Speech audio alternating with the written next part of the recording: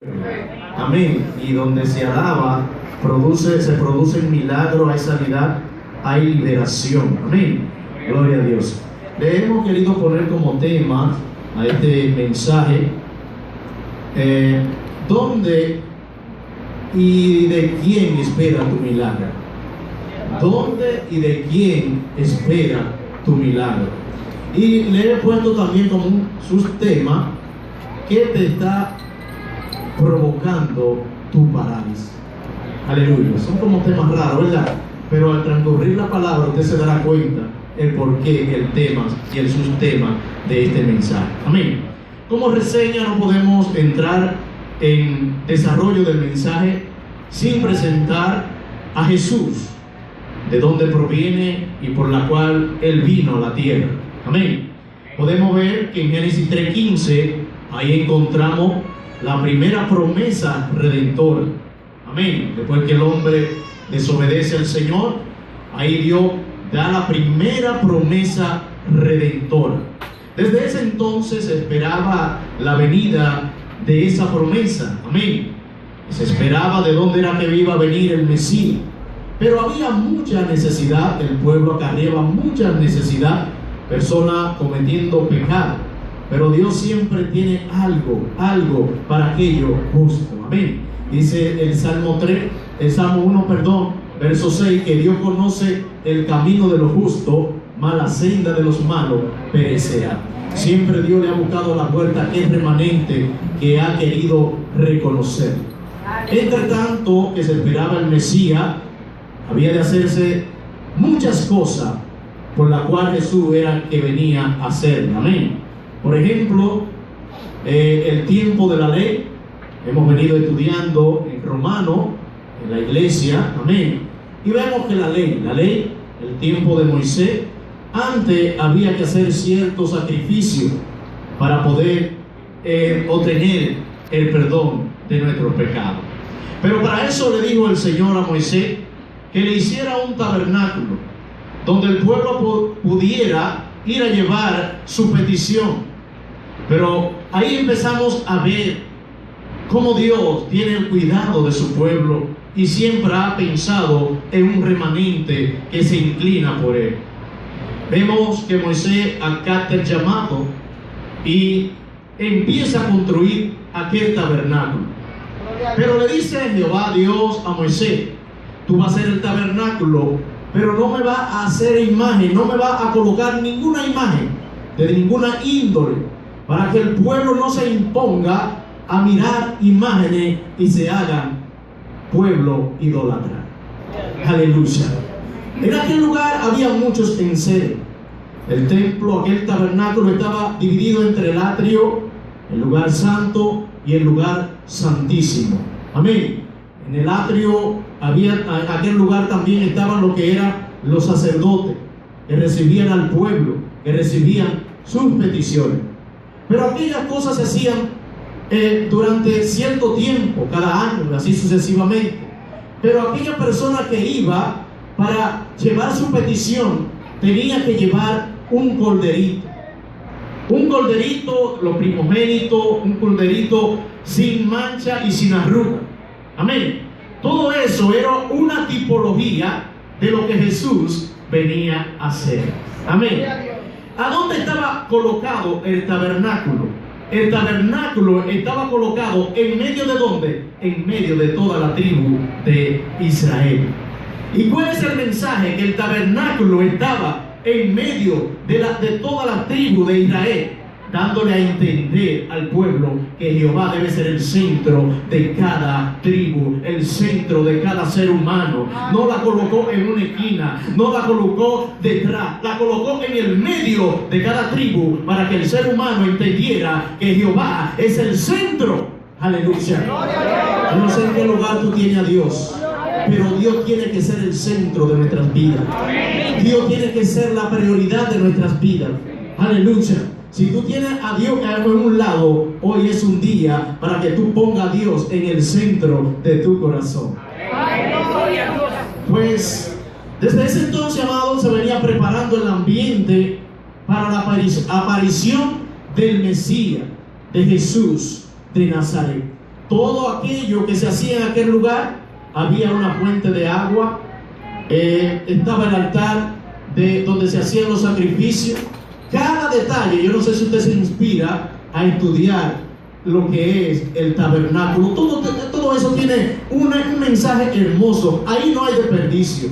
Aún la columna que cercaba el tabernáculo tiene una exactitud y tiene su mensaje. Aleluya. Pues bien, era un preámbulo. Ahí estaba la fuente donde los sacerdotes, antes de hacer el sacrificio, iban y se lavaban la mano. Es una tipología del Espíritu Santo. Amén. El agua es una tipología del Espíritu Santo. Pero no puedo darle un estudio detenidamente de todos los enseres que había en aquel lugar. Solamente estoy dándole una reseña. Amén. Entonces se hacían todos esos sacrificios. Pero todo eso era momentáneo. Todo eso era momentáneo. El pueblo esperaba de dónde era que iba a venir el Mesías. Sabemos que la palabra dice que de la simiente de la mujer era que iba a venir el Mesías. Simiente quiere decir semilla. Amén. Pero Jesús no fue creado por hombre, sino por obra y gracia del Espíritu Santo. María fue dichosa entre todas las mujeres que pudo tener ¿a quién? El Mesías.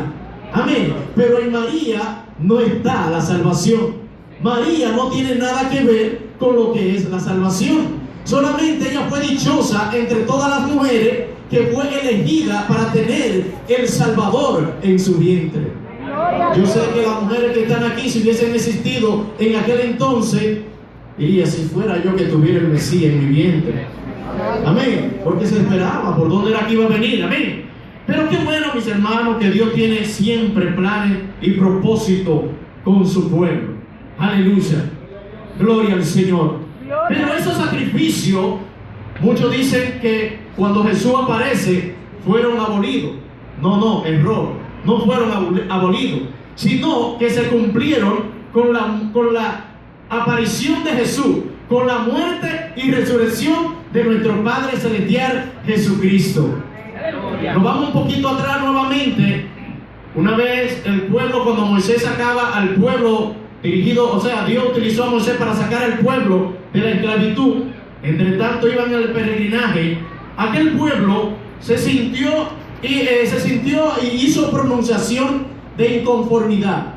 Ellos decían que para qué nos sacaron de aquel lugar, si para pasar trabajos este pan que me están brindando es muy liviano. Decían, ¿para qué nos sacaron de allá? Aleluya. Cuidado si usted se siente inconforme con lo que Dios le está dando. Cuidado si usted se siente inconforme con lo que Dios ha puesto en sus manos, porque a Dios no le gusta eso. Dice que cuando este pueblo hizo esas murmuraciones, se sentía inconforme, dice que Dios permitió que aparecieran serpientes ardientes. Y cuando la serpiente picaba a aquella persona, la persona moría inmediatamente. Pero qué bueno que cuando nosotros cometemos errores y nosotros lo reconocemos delante de Dios, lo confesamos, ahí está Dios para perdonarnos. Dice que un día, dice el pueblo, Moisés, comunícate con Jehová y dile que nosotros vamos a ceder y nos arrepentimos de lo que hemos dicho, porque hay muchos de nuestros compañeros que han desaparecido. Y dice que el Señor le dijo a Moisés, está bien, tú vas a hacer una serpiente de bronce y la vas a colocar en un asta, y todo aquel que sea picado por la serpiente y mire por la serpiente, amén, y mire a donde está colocada la serpiente, será curado. Aleluya. Ahí vemos la promesa que hace Dios, la cumple, mi hermano. Hay una promesa para el pueblo de Israel cuando Dios le dijo a Moisés, y aunque su pueblo sea disperso por su pecado, por su desobediencia, el día que decida arrepentirse y volverse a Dios, Dios lo recogería de todos los confines de la tierra. Vemos que la obediencia y arrepentirse trae bendición, mas la desobediencia trae maldición a nuestras vidas. Pero me gusta donde dice en Juan 3, 14, 16, donde dice: y como Moisés levantó la serpiente en el desierto, así es necesario que el Hijo del Hombre sea levantado, para que todo aquel que en él cree no se pierda, mas tenga vida eterna. Asimismo fue puesto Jesús en aquella asta, crucificado, murió por nuestro pecado, murió por nuestra maldición. Pero dice: todo aquel que reconozca que yo morí y resucité para darle vida y vida en abundancia, será salvo. No era la serpiente que salva, no era la serpiente, sino poner la mirada en Dios. Y desde entonces, amado, la gente ha vivido en tradición. Aquí, todavía en la actualidad que vivimos, se vive por tradición más que por la palabra de Dios. Aquí se celebran fiestas que usted la busca en la palabra y no le pasan cerca a lo que Dios ha establecido. Todas son antibíblicas.